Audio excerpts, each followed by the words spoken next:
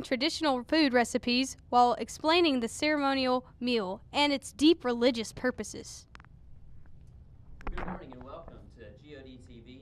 We're doing a show over the Passover meal. The Passover, a meal gone under. Today we're going to be looking at some of the traditional foods used during Passover meal and Passover week.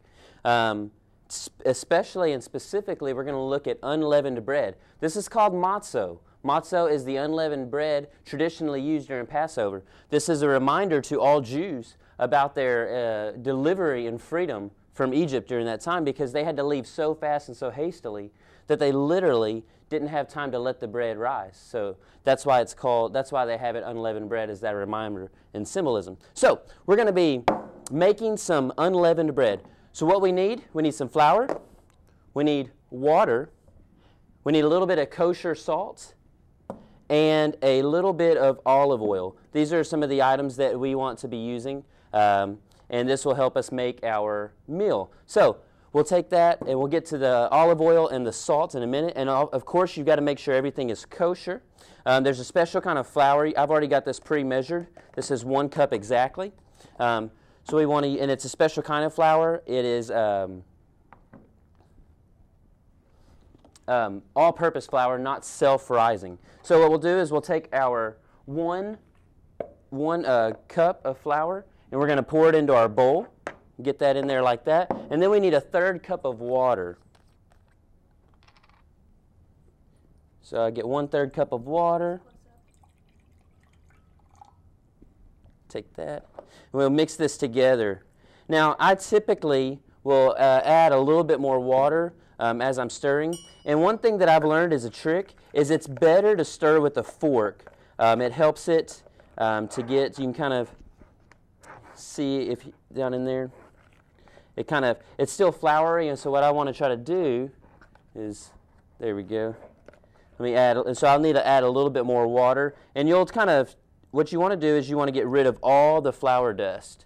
So just kind of keep stirring and adding water as needed to make sure that you get rid of all the flour dust, that it becomes a consistent ball. You can kind of see what I'm working with down in there.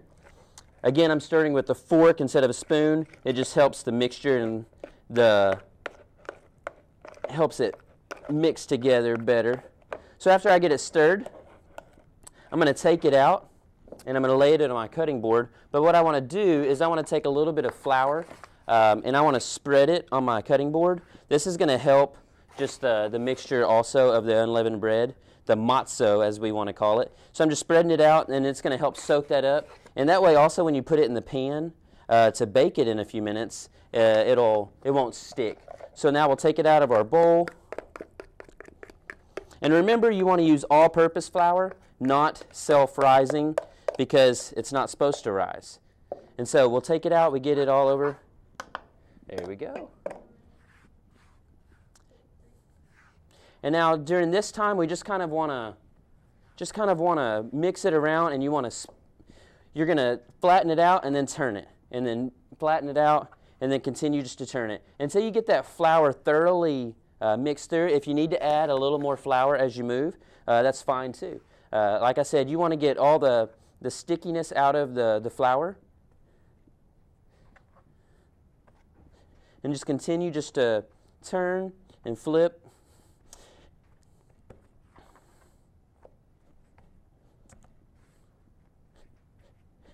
Until you get it all the way through, and just continue. So we'll wrap it up and we'll get ready for our commercial. We'll be back in about, after we come back, we'll show you how to cut it and how long to bake it.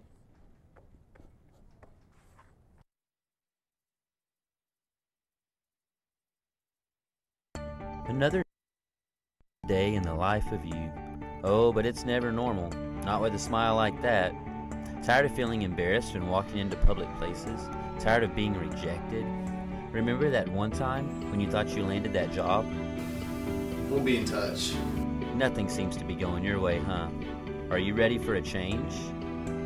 Well, brush that old smile away with Brush Away, the newest toothpaste that can help your smile look straighter and better in no time. Brush Away. Back to the show. Thank you for the word from our sponsors. Now, here's what we want to do now. I've got it nice and spread out. I've got it nice and cut. And what I want to do now is I want to divide it into 8 individual pieces. So I'm going to cut it down the middle. And I use this big knife because I think it cuts better than a smaller one. So what I'm going to do is I'm going to cut it into 4 individual pieces evenly. And then I'm going to do it the same way in half. All right, now what you want to do now is you want to take these and you want to keep spreading them out. You want them to get somewhere, I like to try to get them into squares. And somewhere around, you want to make them really thin.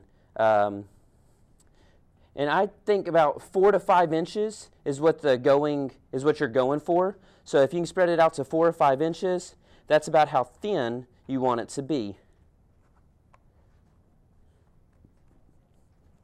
Now, what we're going to do now is we're going to take a fork and we are going to poke holes in it. This is to help prevent it even further from rising. Also, and it gives it a nice texture and feel. And when you put the olive oil on later, it allows the olive oil to sink in. And so we do that to all of our pieces of bread. And what we're going to do is we would do that front and back. Just to make sure, and you want to poke it all the way through. And so we do that to all of our pieces. And we take a baking pan out, and we would lay all of these on there as needed. And like I said, you don't have to put oil on the pan because the flour prevents it from sticking. That's why you want to get all the stickiness out of there. But basically, you would take that out. Your oven would be preheated to 475. You would then put this in the oven. And you're going to leave it in the oven for about 2 minutes. For 2 minutes, and then you'll take it out, you'll turn it over, and then you'll put it in for another 2 minutes. And then you'll take it out and let it sit for a while. Obviously, due to time restraint, we don't have the time to let it thoroughly cook, so I've already got some pre-prepared, and I'll show you what that looks like in just a minute. But you want to take it out of the oven. And when you take it out, you're going to get this finished product, okay? And what you want to do when you take it out of the oven is you want to take your olive oil. What I typically do is I like to take my olive oil and pour a dab over the top of it like that. And then if you can get one of these brushes and help brush it across evenly, gives it a nice glaze to it. And then I take kosher salt, and really kosher salt is what's going to give it your flavor. This is really what this is the best part of the bread. It's not the most satisfying and tasty, but the bread, the salt certainly gives it some flavor and helps add to the overall scheme of your unleavened bread. And if you'll notice just how thin it is, it's very thin. Not thick because remember, it only cooks for just a few minutes on each side. It only takes a few minutes. It's just going to brown a little. And right out of the oven, they're very, very warm. They're still soft, and they're very good, actually. I recommend that you eat them right after you take them out, after they cool down just a minute, obviously. You don't want to wait too long because then they begin to harden. And the texture and the taste just isn't as good as it is right out of the oven. There's some other things that you want to make sure you're aware of. There's specific types of olive oil that are kosher. Everything that is done for Jews and the Passover has to be kosher. The flour to the salts to the type of olive oil, it all is kosher. Even the wine they drink is kosher.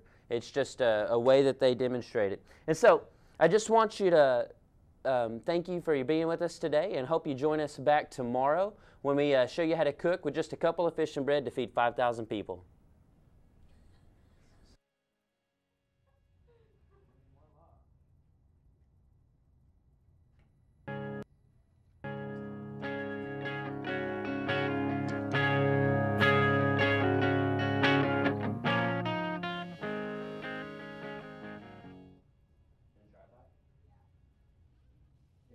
Try this one.